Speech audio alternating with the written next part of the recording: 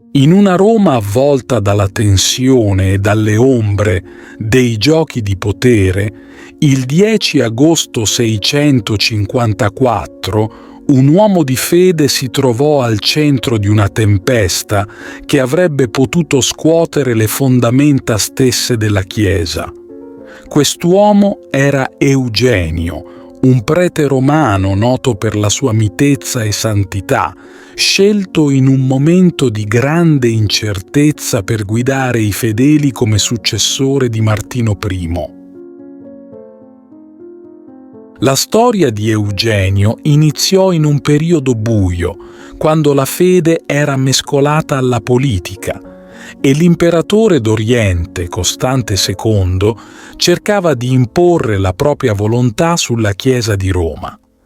L'eresia monotelita, sostenuta dall'imperatore, affermava che Cristo, benché avesse due nature, avesse una sola volontà, quella divina.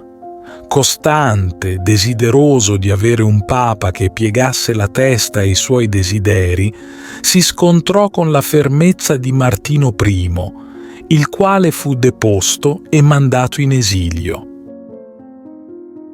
Eugenio, all'inizio, sembrava essere l'opposto del suo predecessore. La sua elezione, avvenuta sotto circostanze dubbie, lasciò molti a interrogarsi sulla sua legittimità, eppure la sua storia prese una svolta inaspettata. Mentre Martino, da lontano, pregava per lui, Eugenio iniziò a mostrare una determinazione che pochi avevano previsto. Non appena si insediò formalmente, sfidò le aspettative e le pressioni imperiali con un coraggio che stupì amici e nemici. Quando legati dell'imperatore arrivarono a Roma con istruzioni per sottomettersi alle richieste dell'imperatore, Eugenio prese una posizione che avrebbe potuto costargli molto caro. In un gesto audace, rifiutò di dichiararsi in comunione con il patriarca di Costantinopoli, Pietro, sostenitore della formula monotelita.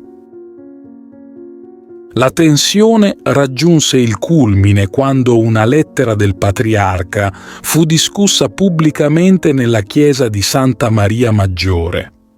La reazione del clero e dei laici fu così forte che impedirono a Eugenio di celebrare la messa, finché non promise di respingere le proposte dell'imperatore. Questo atto non solo dimostrò il sostegno della comunità cristiana romana al loro papa, ma rafforzò anche la sua determinazione a resistere. Eugenio governò la Chiesa in un periodo di grande instabilità, ma la sua capacità di resistere alle pressioni e mantenere la propria integrità lo fece amare da molti. La sua storia è un promemoria del potere della fede e della determinazione, anche di fronte alle più grandi sfide. Durante il suo pontificato, Eugenio ebbe l'onore di accogliere San Vilfrido, un giovane che visitava Roma per la prima volta. Questo incontro, avvenuto il 12 ottobre, segnò un momento di speranza e ispirazione, ricordando a tutti che la missione della Chiesa era di guidare i fedeli verso la luce della verità e dell'amore divino. Eugenio I morì 3 anni dopo aver assunto il ruolo di Papa, ma la sua eredità vive ancora oggi.